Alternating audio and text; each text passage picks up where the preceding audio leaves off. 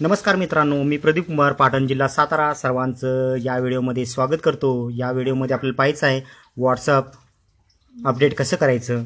यासाठी प्रथम आपण गुगल प्ले स्टोअरवर जायचं आहे. या ठिकाणी प्ले स्टोअरवर गेल्यानंतर आपल्याला असे बरेचसे फोल्डर दिसतील. वरच्या साईडला 3 रेषा आहेत, या ठिकाणी क्लिक करा. क्लिक केल्यानंतर आपल्याला माय ॲप्समध्ये जायचं आहे. जे आपण ॲप्स इन्स्टॉल केले असतील ती या ठिकाणी दिसतील. व्हॉट्सअप आपलं इन्स्टॉल असेल त्यामुळं ते फक्त या ठिकाणी जाऊन ओपन करायचं आहे.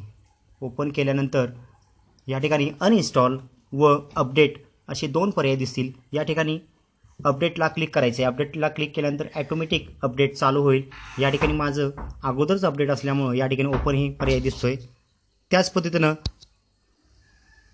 अपडेट केल्यानंतर ॲटोमॅटिक अपडेट चालू होईल व पूर्ण होईल.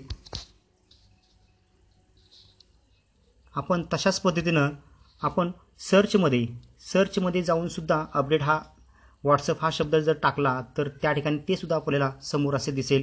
ते ओपन करून आपण त्या ठिकाणी सुद्धा आपण अशा पद्धतीनं अपडेट करू शकतो. अनइन्स्टॉल व अपडेटला फक्त क्लिक करायचे आहे, त्यानंतर ते अपडेट होईल. धन्यवाद. प्रदीप कुंभार, पाटण जिल्हा सातारा.